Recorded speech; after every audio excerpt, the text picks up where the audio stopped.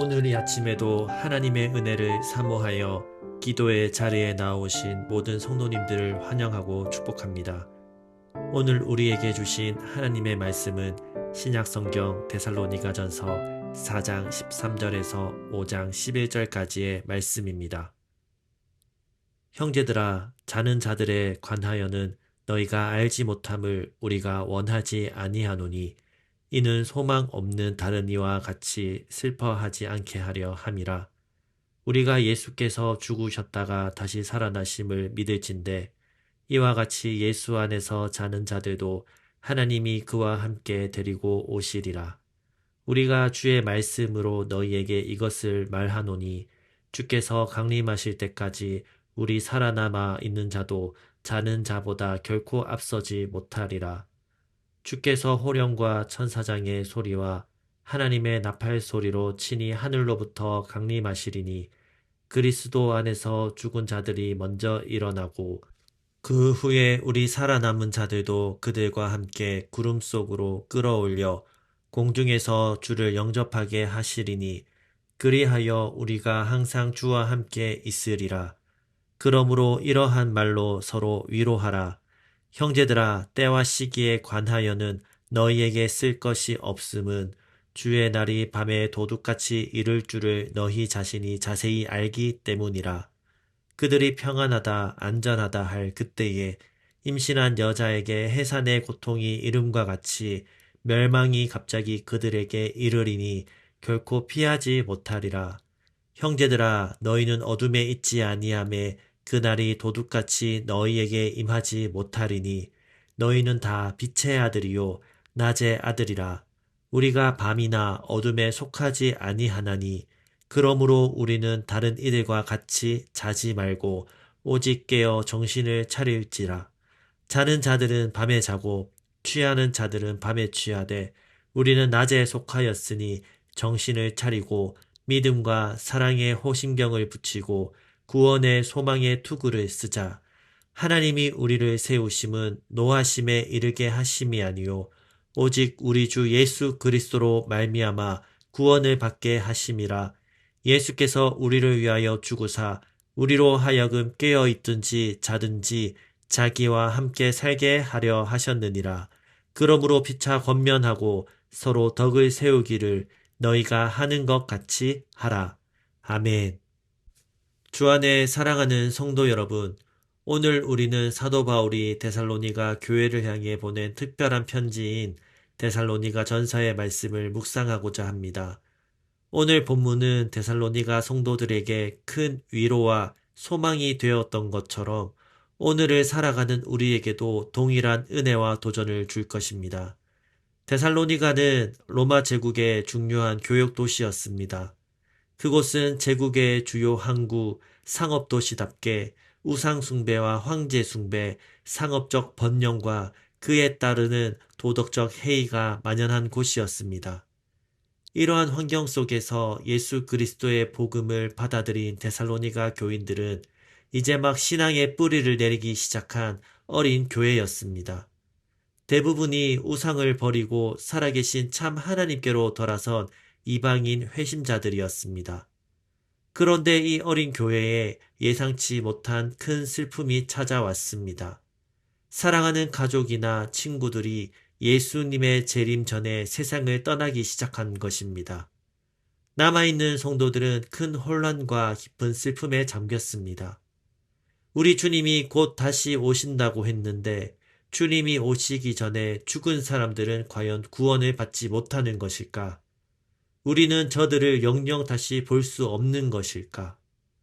그들은 소망 없는 이방인들처럼 절망적인 슬픔에 잠겨 있었습니다. 고대 헬라 로마 시대 사람들은 죽음을 삶의 완전한 끝으로 보았기에 그들의 슬픔은 더욱 깊었습니다. 여러분, 우리도 인생의 절망의 순간에 이러한 비슷한 질문을 던질 때가 있지 않습니까? 이때 사도 바울은 그들의 슬픔을 외면하지 않았습니다. 그는 고린도에 머물면서도 데살로니가 교회를 깊이 걱정하고 있었고 디모데를 통해 그들의 상황을 전해 듣고 깊은 사랑과 목회적인 관심으로 이 편지를 쓴 것이었습니다. 바울은 그들에게 분명하게 선포합니다. 13절입니다. 형제들아 자는 자들에 관하여는 너희가 알지 못함을 우리가 원하지 아니하노니 이는 소망 없는 다른 이와 같이 슬퍼하지 않게 하려 함이라. 바울은 죽은 성도들을 잠자는 자들이라고 표현합니다. 이것은 죽음의 현실을 완곡하게 표현하는 동시에 미래의 부활을 전제하는 언어인 것이죠. 잠이 들면 언젠가 깨어나는 것처럼 그리스도 안에서 죽은 자들도 반드시 다시 살아날 것이라는 흔들리지 않는 소망을 담고 있는 것입니다. 마치 예수님께서 죽으신 줄 알았던 베드로와 제자들이 사흘 만에 부활하신 예수님을 보고 변화되었던 것처럼 우리에게도 부활의 소망이 있는 것입니다. 그 소망의 근거는 무엇입니까? 바로 데살로니가전서 4장 14절에 예수께서 죽으셨다가 다시 살아나심을 우리가 믿으진대입니다. 예수님의 부활이 곧 우리의 부활을 보증하는 것입니다. 우리가 예수님의 죽음과 부활을 믿는다면 하나님이 예수님을 죽은 자들 가운데서 살리신 것처럼 우리도 다시 살리실 것을 믿는 것은 당연한 이치인 것입니다.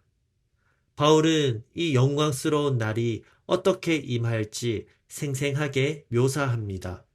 주께서 호령과 천사장의 소리와 하나님의 나팔 소리로 친히 하늘로부터 강림하시리니 이 날은 조용히 찾아오는 것이 아니라 온 세상이 알게 될 권능과 영광이 가득한 왕의 오심인 것입니다. 주 안에 사랑하는 성도 여러분, 마귀와 또한 어둠이 아무리 힘이 있어 보이고 강해 보여도 결국은 무너지는 한시적인 존재입니다. 오직 예수님만이 만왕의 왕이시며 영원한 권세를 가지신 분이십니다. 그리고 그때 어떤 일이 일어날까요? 그리스도 안에서 죽은 자들이 먼저 일어나고 죽은 자들이 결코 재림의 복을 놓치지 않으며 오히려 살아있는 자들보다 먼저 부활할 것입니다. 그 후에 우리 살아남은 자들도 그들과 함께 구름 속으로 끌어올려 공중에서 주를 영접하게 하시리니 이 말씀은 단순히 육체적인 이동을 넘어서는 것입니다. 우리 주님을 만나고 그분과의 영원한 연합에 들어가는 것을 의미하는 것입니다. 구름은요, 구약과 신약 모두에서 하나님의 임재를 상징합니다. 성도들이 주님과 함께 땅으로 돌아와 영원히 살게 될 것을 나타내는 것이죠. 이 모든 것의 궁극적인 약속은 그리하여 우리가 항상 주와 함께 있으리라. 그리하여 우리가 항상 주와 함께 있으리라는 것입니다. 죽음도 이별도 어떤 심판도 우리를 주님에게서 분리할 수 없다는 확신입니다. 그러므로 바울은 사랑하는 데살로니가 성도들에게 이러한 말로 서로 위로하라고 권면합니다. 죽은 자들을 향한 슬픔과 염려는 주님과의 영원한 연합이라는 이 확실한 소망으로 치유될 수 있다는 것입니다. 이어서 바울은 이제 살아있는 성도들에게 시선을 돌립니다. 재림의 소망을 가진 우리가 어떻게 살아야 할까요? 바울은 때와 시기에 대해서는 더 이상 길게 쓸 필요가 없다고 말합니다. 왜냐하면 데살로니가 교인들은 이미 주의 날이 밤에 도둑같이 이를 줄을 너희 자신이 자세히 알기 때문입니다. 예수님께서도 재림의 시기는 아무도 모른다고 가르치셨습니다.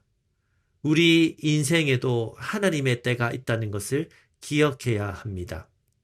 바울은 주의 날을 맞이하는 사람들을 두 부류로 선명하게 대조하고 있습니다. 어둠에 속한 사람들, 불신자들이죠. 평안하다, 안전하다 할 그때에 임신한 여자에게 해산의 고통이 이름과 같이 멸망이 갑자기 그들에게 이르리니 결코 피하지 못하리라. 그들은 영적으로 잠들어 있고 방심하며 술 취한 듯 무감각하게 살다가 갑작스러운 멸망을 피할 수 없을 것입니다. 또 반면에 빛에 속한 사람들, 신자들이죠. 형제들아 너희는 어둠에 있지 아니하매 그날이 도둑같이 너희에게 임하지 못하리니 너희는 다 빛의 아들이요 낮의 아들이라. 우리는 이미 그리스도 안에서 새로운 생명을 얻은 낮의 자녀들입니다. 그러므로 주의 날이 도둑처럼 온다 해도 어둠 속에서 놀라는 자들과 같지 않을 것입니다. 우리는 세상의 빛이요 소금입니다. 우리가 빛의 자녀이기 때문에 바울은 이렇게 권면하죠. 그러므로 우리는 다른 이들과 같이 자지 말고 오직 깨어 근신할지라. 여기서 잔다는 것은 영적인 무감각, 방심을 의미하며 깨어 근신한다는 것은 영적으로 깨어있고 정신을 차려 자제하는 삶을 말합니다. 이는 예수님의 비유에 나오는 지혜로운 처녀들처럼 주님의 오심을 대비하는 모습인 것입니다. 바울은 우리가 이 날을 어떻게 준비해야 하는지 구체적인 그림으로 설명합니다. 우리는 낮에 속하였으니 정신을 차리고 믿음과 사랑의 호신경을 붙이고 구원의 소망의 투구를 쓰자. 마치 군인이 갑옷을 입듯 믿음과 사랑은 우리의 마음을 보호하는 흉배가 되고 구원의 소망은 우리의 생각을 지키는 투구가 되어야 합니다. 이 세 가지 미덕은 성령으로 거듭난 삶의 확실한 증거이며 우리의 삶 전체가 재림의 소망 안에서 준비되어야 함을 강조하는 것입니다. 이 모든 권면의 궁극적인 근거는 하나님의 확실한 구원 계획입니다. 데살로니가전서 5장 9절에서 10절 말씀입니다. 하나님이 우리를 세우심은 노하심에 이르게 하심이 아니요 오직 우리 주 예수 그리스도로 말미암아 구원을 얻게 하심이라. 예수께서 우리를 위하여 죽으사 우리로 하여금 깨어 있든지 자든지 자기와 함께 살게 하려 하셨느니라. 아멘. 우리는 하나님의 진노를 받을 존재가 아니라 그리스도를 통해 구원받도록 예정된 자들입니다.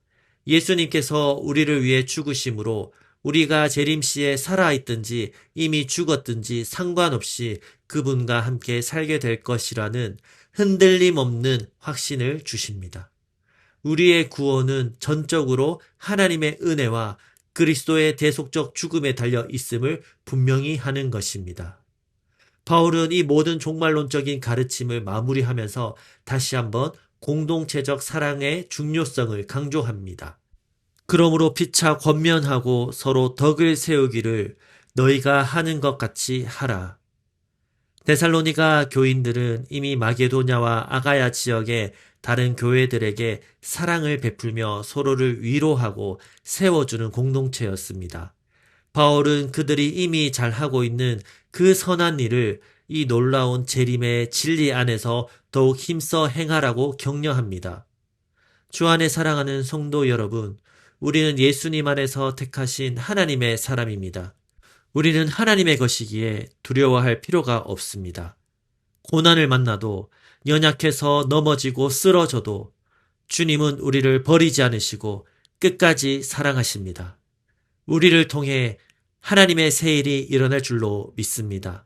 약할 때 오히려 하나님께 엎드리는 겸손함이 필요하며 세상의 방식이 아닌 하나님의 방식으로 살아갈 때 우리는 더욱더 주님의 뜻에 합당한 존귀한 존재가 될 것입니다. 서로를 품고 사랑하며 하나님의 때를 기다리며 믿음의 선한 싸움을 싸워 승리하는 사귐의 공동체가 되기를 주님의 이름으로 축원합니다. 기도하겠습니다. 하나님 아버지, 부활과 재림의 소망을 우리 마음에 새겨주시니 감사합니다. 항상 주와 함께할 믿음으로 깨어 살게 하시고 서로 위로하며 세워가는 사귐의 공동체가 되게 하여 주옵소서. 그리고 우리 개인의 기도 제목을 놓고 우리의 가정과 다음 세대 자녀들, 청년들을 위해 기도해 주십시오. 또한 사귐의 교회 2학기 사역과 다가오는 특별 새벽 부흥회를 통해 하나님께서 큰 은혜 주시기를 기도해 주시기 바랍니다. 마지막으로 나라와 민족과 온 열방에 하나님 나라가 세워지기를 한 마음과 한 뜻으로 기도하며 나아가시겠습니다. 함께 기도하시겠습니다.